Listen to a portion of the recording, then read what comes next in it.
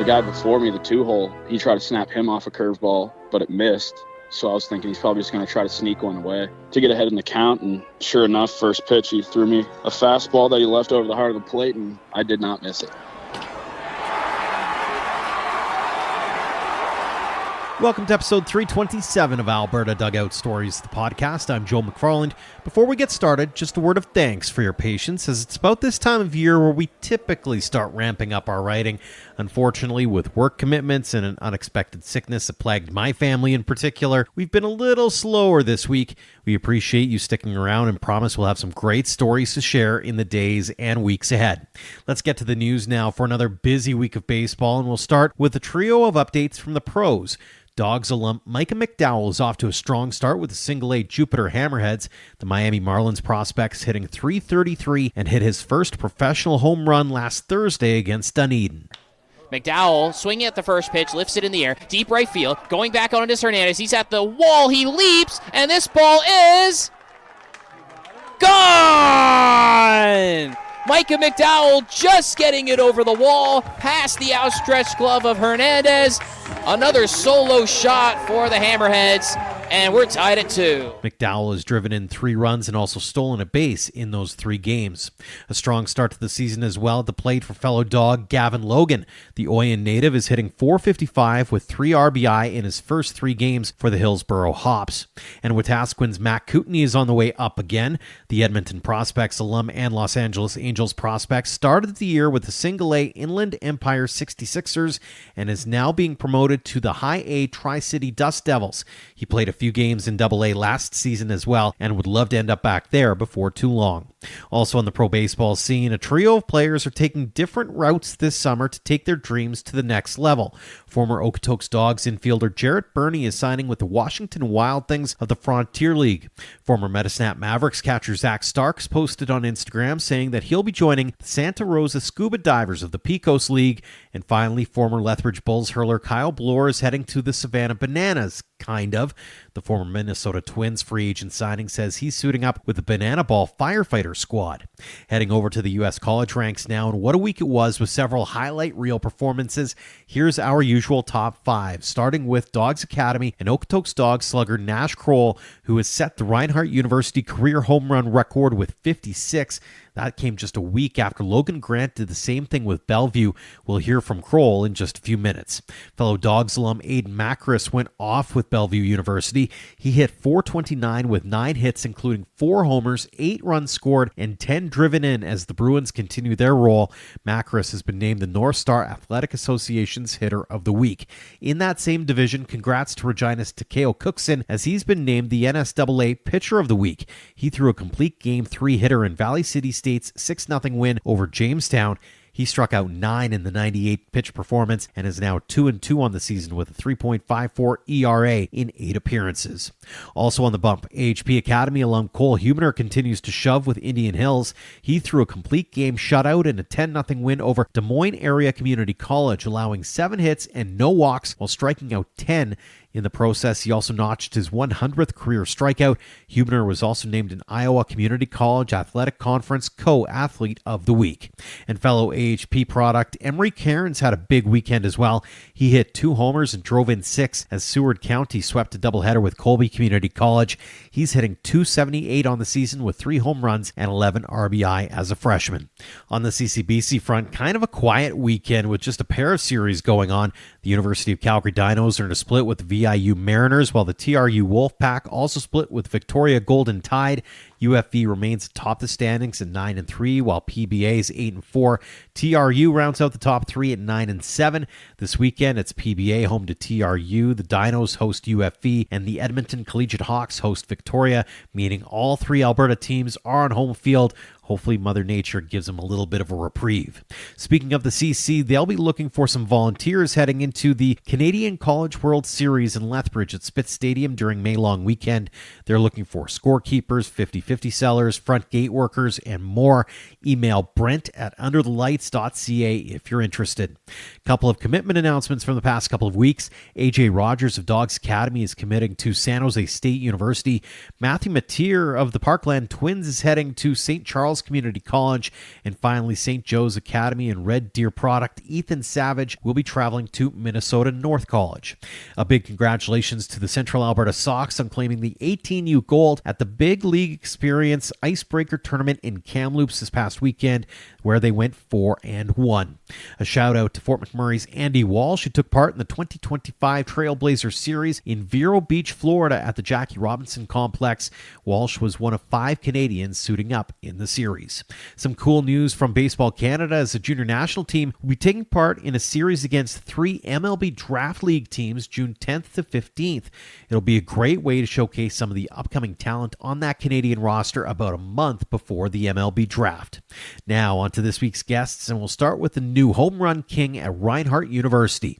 Nash Crowell hit his 56th career homer with the Eagles to get past fellow Dawgs alum Tucker Zadunik for tops all time.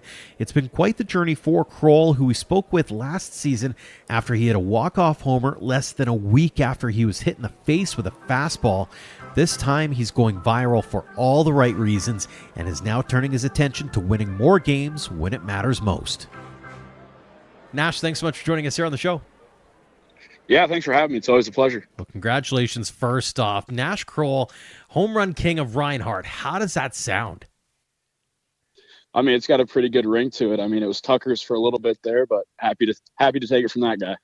We'll get into the Tucker situation in a second, but I'm also curious. I did ask this off the record as well. How have the notifications on your phone been after the last probably week of just nonstop go, go, go for that poor cell phone? I mean, it was getting flooded in just from past teammates and current teammates. Everyone congratulating you. It's pretty cool just how linked everyone is and everyone supporting each other's success. It's really fun to see, and I was really fortunate to get those messages.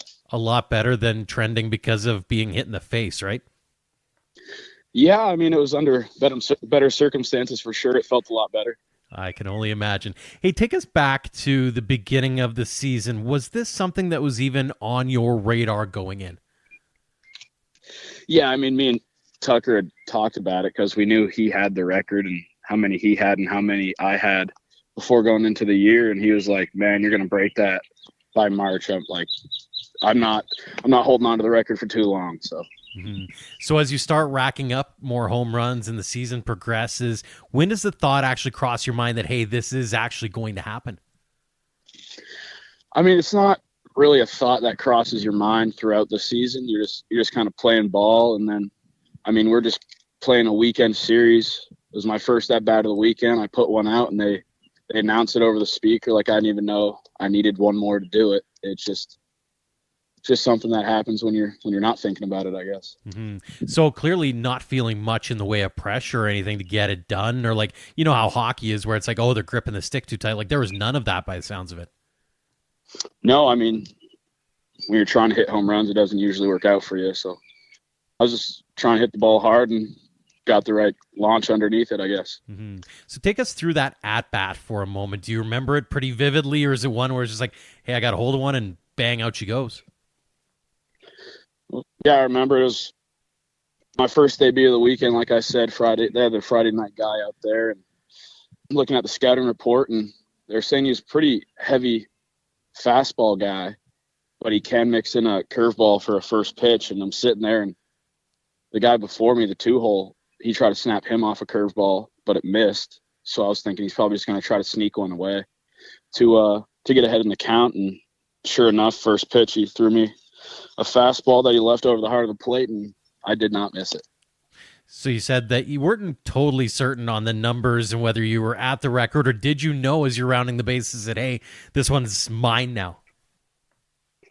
No, I didn't know until they announced it when we were running out there for defense. I'm usually just looking at the dugout, trying to get the boys hyped up after I hit one. And, I mean, records are cool, but in the moment, I was just trying to win a ball game.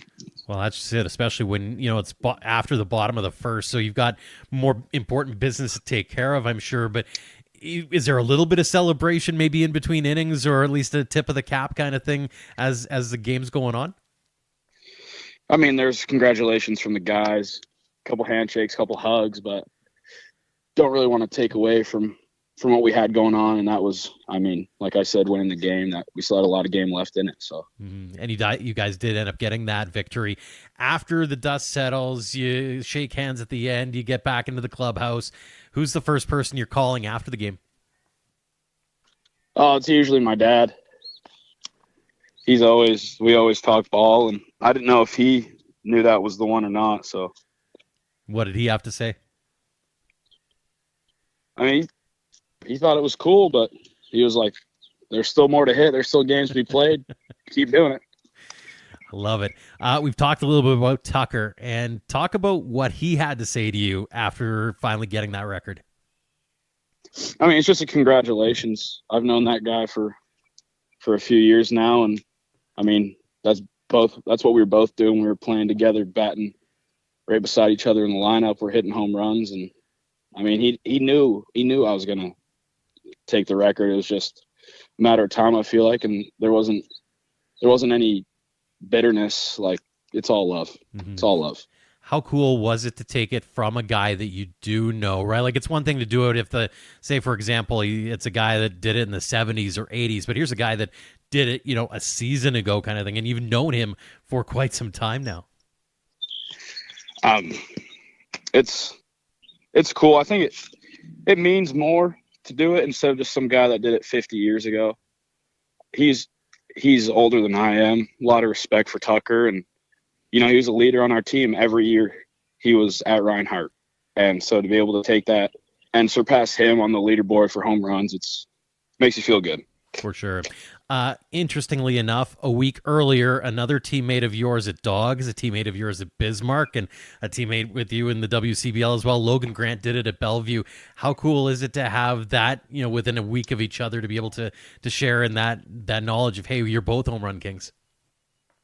I mean, it's pretty cool. He broke it. I sent him a congrats, man, that's awesome text. And then, 5 days later, he's sending me the same one. And, just like Tuck, I've known Logan forever. And he's a guy that we battle with home runs. Like, we're not even at the same school, but before last year's season started, we bet each other $10 who would hit more home runs throughout the season. And I got him last year, but he's leading me now. So I got to try to catch up. The games within the games. I love it. So where do you go from here, Nash? I mean, do you have any other records in mind, or is it just like, let's get on with the season and let's work towards a playoff run?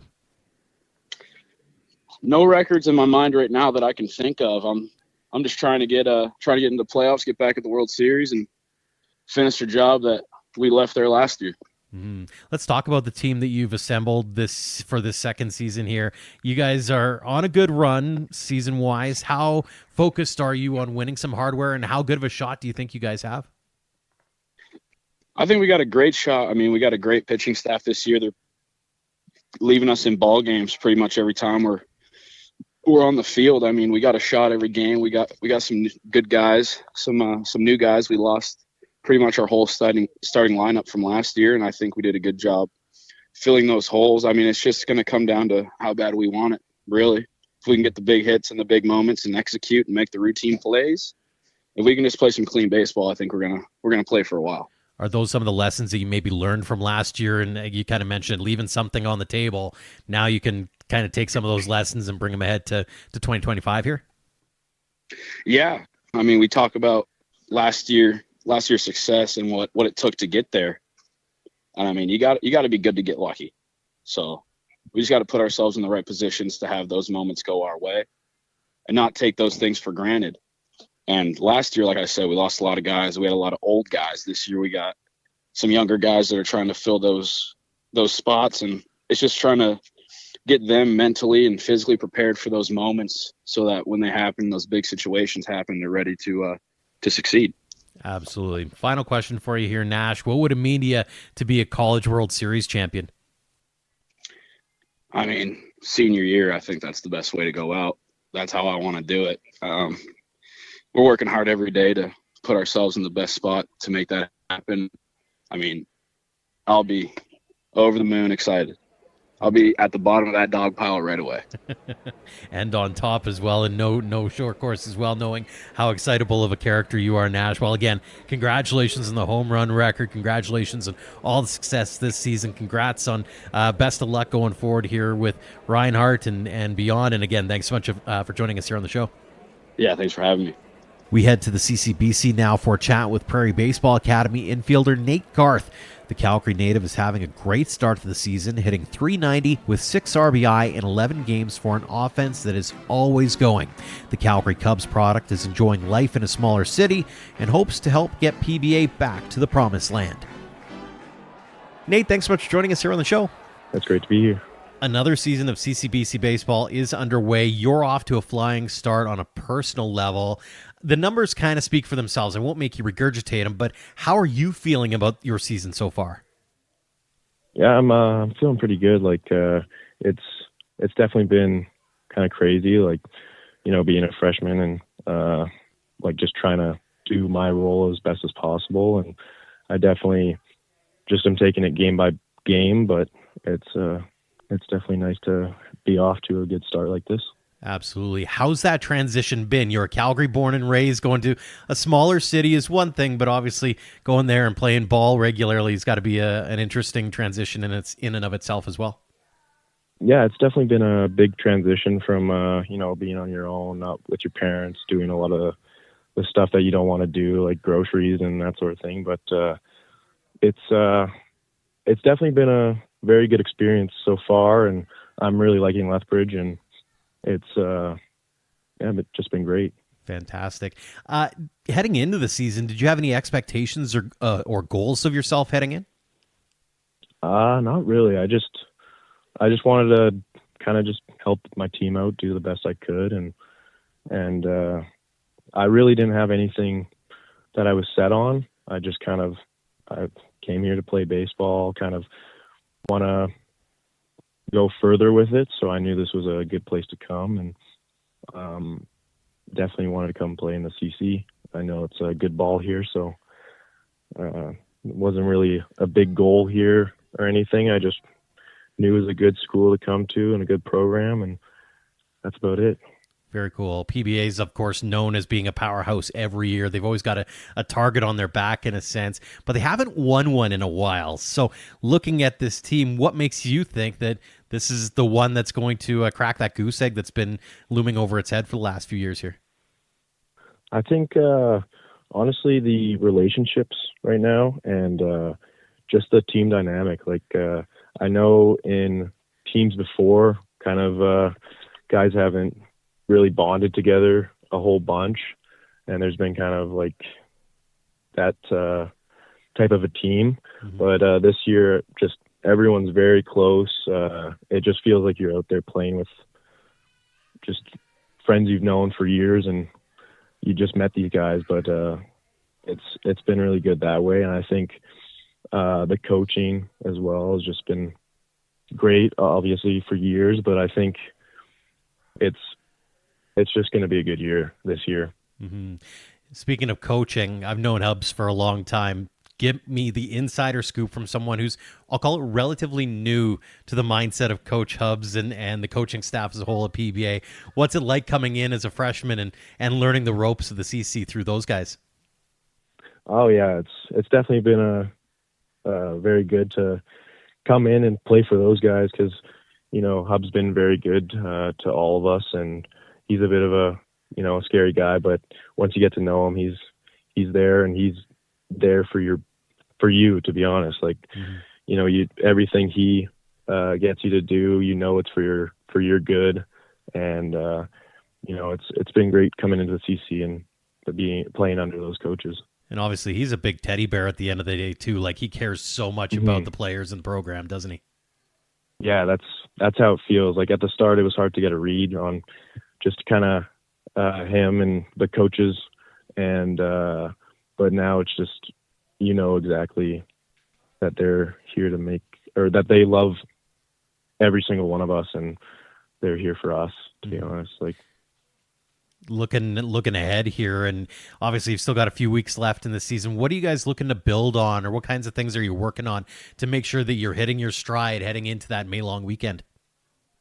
Yeah, well, we just had a bye week, and I know a couple of guys were hurting, so that was really good to get a little bit of recovery, and the coaches definitely knew that. So we were taking practices kind of light, but still doing a lot of good work. And I think that's kind of what we needed to really just build off of what we've been already kind of using.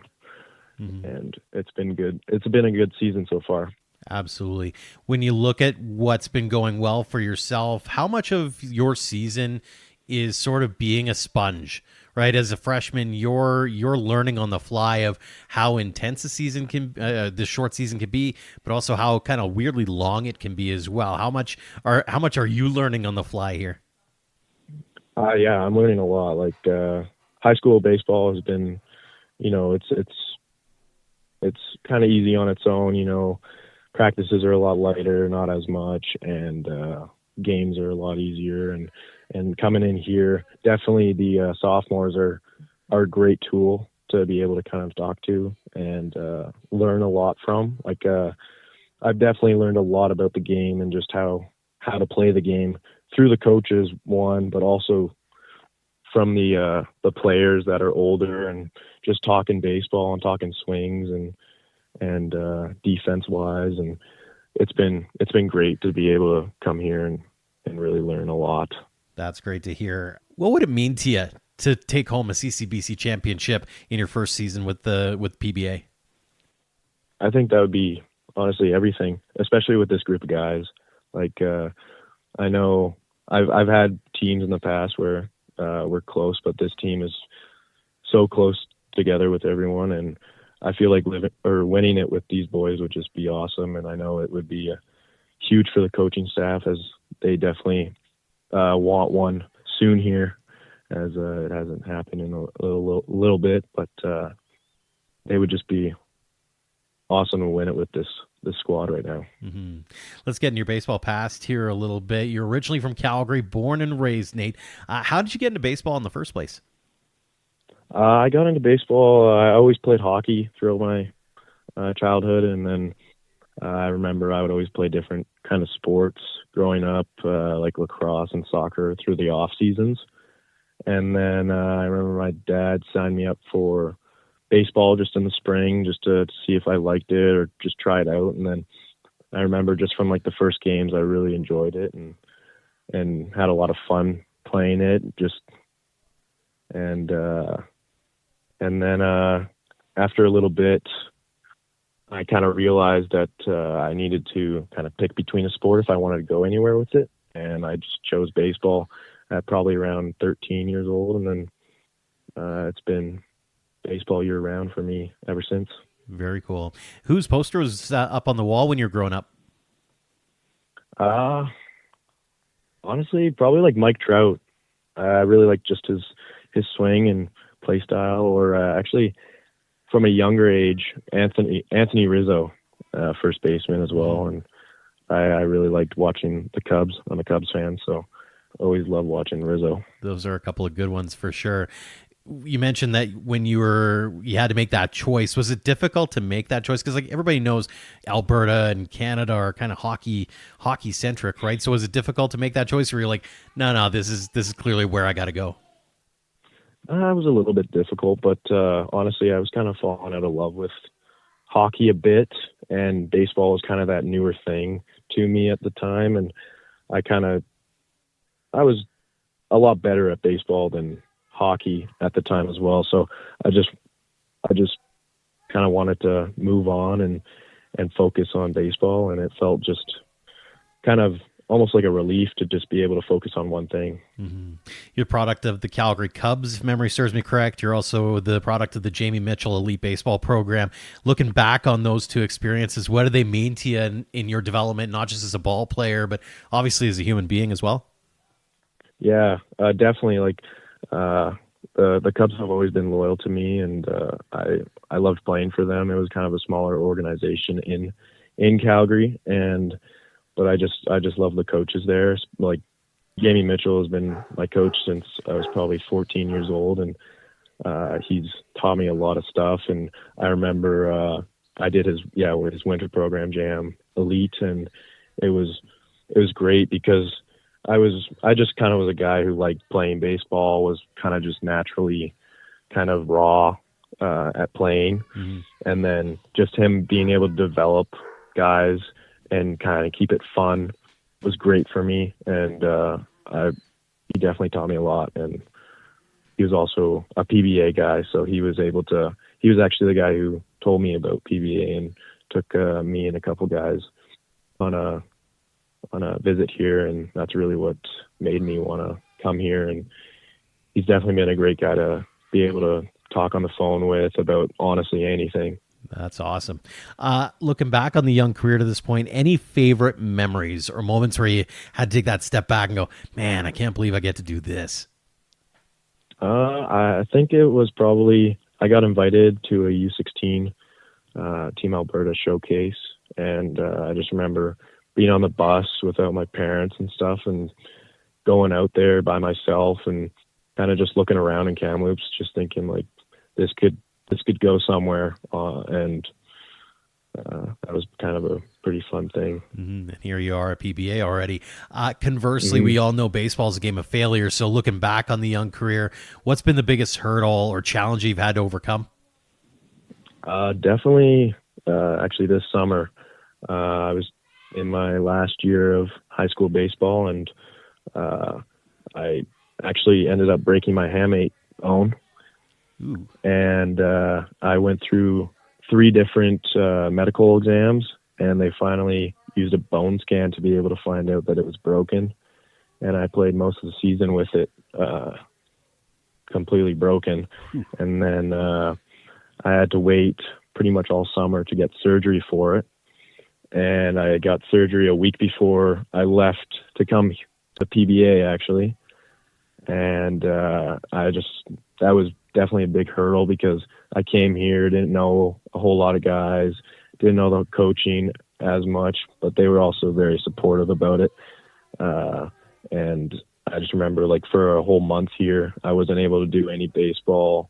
That was my first impression to everyone, just kind of not being able to play and just doing conditioning every day and coming to watch the games.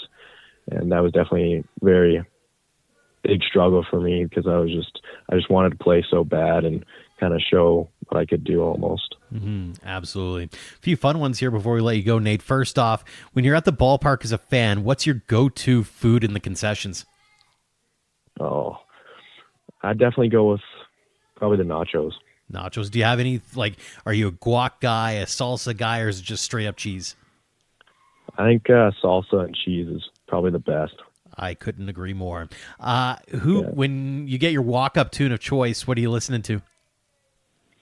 Right now, mine is the Chase Me by the Confunction. Okay, a little off the radar. Yeah. I like that one. Yeah, a little off the radar, but a couple of my friends were talking to me, and I played it for them, and they kind of liked it, so thought about using that, keep it light and fun. Just go with the flow. I like that one. And finally, what's a favorite ballpark that you've ever played in?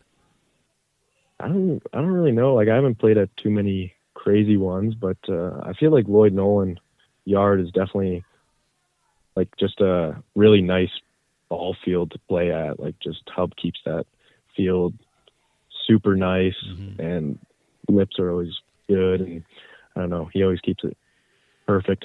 He's a mad scientist at the ballpark, I tell you. Like, he's just always on the go. I got to give a ton of credit to Hubs, that's for sure.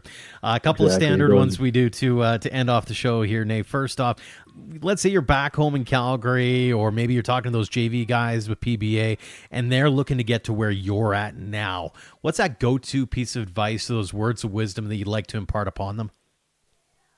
I think just always just be yourself and don't try and force anything, because the second you try and force any results in baseball, especially, it's not really going to happen. And I think failure is a big key to come over and you just got to keep going. Absolutely. And the final one, what does the game of baseball mean to you? Oh man, it means pretty much everything. I always think about it like if I wasn't playing baseball, I have no clue what I'd be doing. But it's definitely a fun sport to be doing, and also just a huge part of my life. Get to meet so many people along the road, just like we get to meet you, Nate. Congratulations on all the success you've had at this point in your young baseball career. Continued success at PBA and beyond. And again, thanks so much for joining us here on the show. Yeah, thank you so much. And we'll wrap things up this week with another get-to-know stop with a Saskatchewan native who spent his high school days in Alberta with Dawgs Academy. Central Arizona College hurler and Saskatoon native Adam Beamin is 3-0 on the season with a 3.79 ERA in 6 appearances. He's also struck out 19 in 19 innings of work for the perennial powerhouse, and he's hoping he'll be next in line to go on to bigger and better things in the baseball world. Adam, thanks so much for joining us here on the show. Yeah, no, thank you. Freshman season at Central Arizona College. The numbers kind of speak for themselves, but how are you feeling about the season so far? I'm feeling pretty good. You know, like I've worked my butt off ever since getting on campus, and you know, like it's all kind of started to pay off. I was lucky enough to be able to start three games and have a quick spot start in one of them, and you know, like my coaches believe in me and everything. So it makes it real easy to just go out there and perform. You talk about the work aspect of things. What are you working on this season and during this spring to make sure that you're putting yourself in a good position to be at the best you can be when you're called upon? Definitely in the spring, just staying healthy for sure. Like if I have to take down some sets in my workouts or make it a little easier, especially as we get later into the season, I'm definitely going to do that. And just trying to stay consistent. Like honestly, I'm not too worried about my stats. I'm just trying to put our team in the best chance to win, like the best chance to win. And if that means me coming in and for even 2 batters, that's my job. And I'm going to do that to the best of my abilities. You've been doing it fairly well to this point. What's been working for you in those appearances that you've made?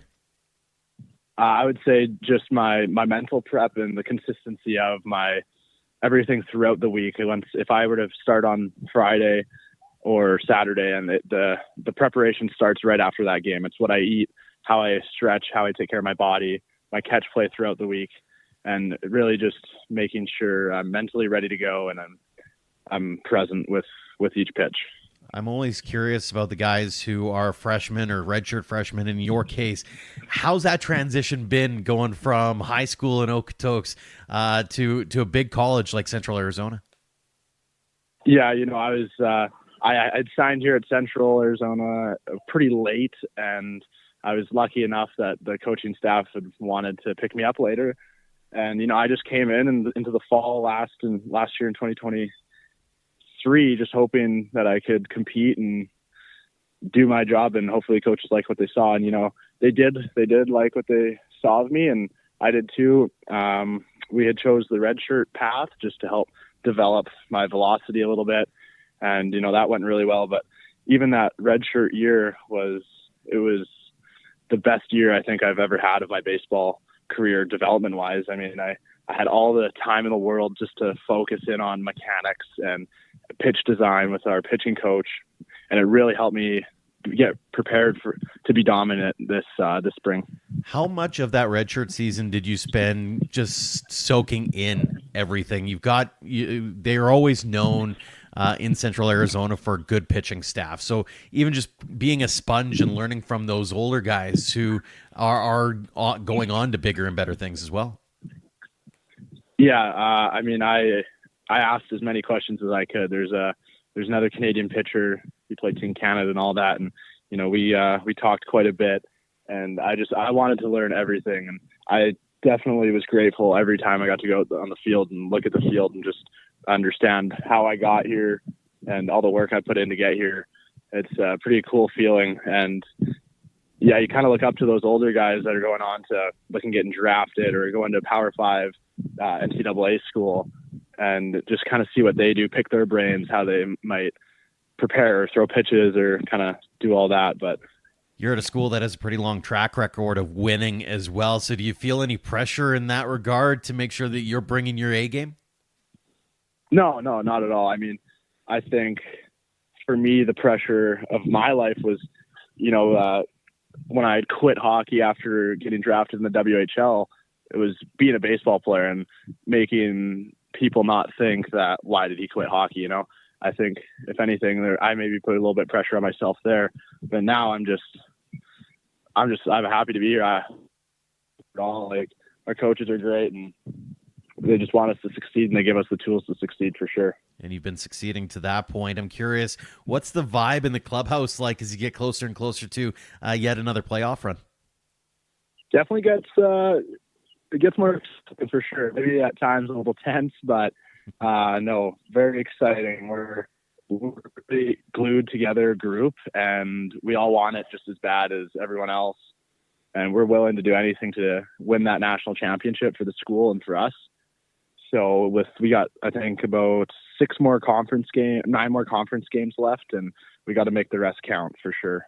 Absolutely. On a personal note, how do you gauge success away from the championship stuff? What do you want to be? Where do you want to be as you head closer and closer to the summer? And obviously, you've said that you're going to be heading back home to play with the Berries. But what do you want? What do you see as success coming out of the spring season? I can see success definitely with the team. Like we, especially since the start of the fall, we've worked hard again just to keep getting better. And we have definitely gotten better every single week we're playing baseball. So that's a huge success. But I also think a success I could see out of myself was my leadership skills definitely grew.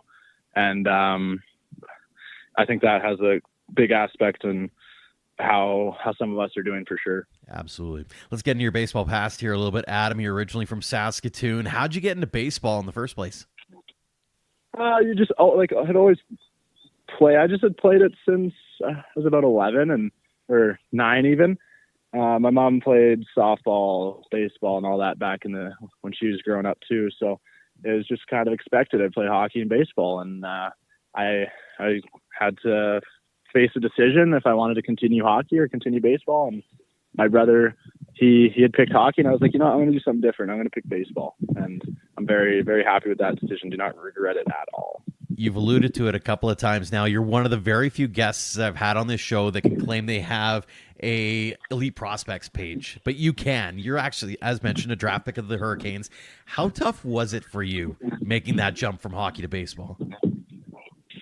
Definitely wasn't that easy. Sometimes I beat myself up even to this day. I'm not seeing all the gains I want to see, whether it's on the field or mentally, the mental part of baseball. But at the end of the day, I got to always remind myself, this is only my fourth year of just baseball and all year round baseball. So sometimes I see these Arizona kids throwing 98 miles an hour. I just got to remember they've been doing this since they were 8. So just remember my story and not compare myself to others for sure. Absolutely. When did it turn for you though? Like what was that moment or the defining moment, the TSN turning point where you're like, you know what, this is the game I actually want to chase? I think it was during COVID.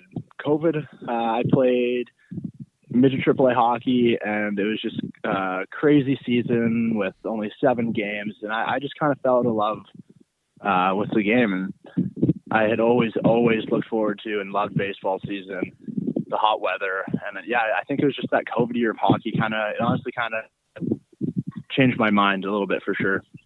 And you end up taking off from Saskatoon to join Dawgs Academy in the process. You're originally from Calgary, spent the first 6 years there before you moved to Saskatoon with the fam.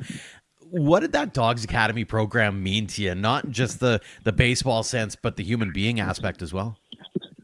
It means everything to me. I'm super grateful that I was able to go there, and at the end of the day, they're like a family. We spend every single day together for the whole day, and I lived with guys, and they're all brothers to me. Those coaches that I had, I still talk to this day, every other week or so, and I'll always talk to them. And at some point in the next 10 years or so, I want to be able to donate some money, help upgrade their facilities just for everything they've done for me throughout the academy and even up till now. That's amazing. When you think about the journey to Central Arizona, the first name that pops to my head is Tugboat. But I know that there's been others who've made the trek down there. How integral was that kind of A, access, but B, just the knowledge that your coaching staff were able to provide for you, so you knew you were making that right decision going to Central Arizona? Yeah, I mean, definitely helped. My pitching coach in Okotoks too, Jeff Duda, he had played here back in the day too, and I just couldn't hear anything other than great things about how they develop hitters and how the conference we play in is one of the toughest conferences in the country and just a great spot to be. So I was really only focused on what's going to develop me to help me get to the next level and help us win a national championship. Mm-hmm. Looking back on the young journey to this point, do you have a favorite memory or moment that stands out to you where you're like, man, I can't believe I got to do this? It might not seem that big actually, but I'd say winning bronze at Canada Games with Team Saskatchewan. That was a really fun team, and the year before it was supposed to be Canada Games, but it got canceled due to COVID. So lucky enough, it hit the 2005 age group, and I think that was just a chance for me to play baseball with all my buddies I grew up playing with again after being in Okotoks, and it was just a really, really fun week of baseball and a surreal moment to be able to win bronze at nationals with the guys I grew up with. That sounds fantastic. I assume another highlight has to be suiting up with the new Saskatoon Berries in 2024. You didn't grow up with a team in town, or you did for a little bit with the Yellow Jackets maybe. What was that like getting to suit up in the purple and blue of the new Berries team? That was awesome. That I always tell my buddies here, I wish they could experience the amount of fun I had at summer ball like I did with the Berries. One, being at home was awesome, and two, just the atmosphere they created and bringing baseball back to Saskatoon a bit, honestly. So, around and buying our jerseys and all that it's a really cool feeling, being able to connect with the fans for sure. But I love the Berries. It was the most fun summer I've had in a while, and it was fun that they got most of the Saskatoon kids back, and we made a real good run for the championship, and I think we might be able to do it this year, so that'd be good. Well, I was going to say, the cool part about that team is there's a real strong community connection to it. I was talking to Carter Beck about it last season, and just the idea of providing an avenue for those young kids from Saskatoon and area to go, hey, I can dream for bigger too. Did you notice that as well as, hey, like I can have an influence on the game at a much bigger level when these kids are showing up to our games too? Yeah, 100%. I think it also puts it into the aspect of Saskatchewan. It's just not a hockey province, and like Saskatoon, we can play some baseball too. So I think the numbers of minor baseball in Saskatoon are definitely growing, and I think a lot of that might have to do with some of the Berries and kind of the camps they've been putting on and just the promotions they've been doing. Mm-hmm. How excited are you for this summer? As much as you don't want to look past this spring, but I assume there's probably a little bit of excitement of some home cooking and some ball down at Cairns Field again. Yeah, no, definitely pumped for sure. Me and my buddies are texting back and forth, just excited to get back to it, and just have fun. Like summer ball it's just about the fun. You get a little break of championships and seasons and all that, and you just get to have fun with your boys again. And yeah, we're very pumped, but definitely gotta stay focused on the next few weeks here, and then we'll really transition to that for summer. For sure. Couple more for you here. We've talked a lot about the highlights. I'd be remiss about talking about the failures as well. Baseball's a game of failures. So what's that one obstacle or that hurdle you've had to overcome over your career that you're super proud of yourself for being able to rise above?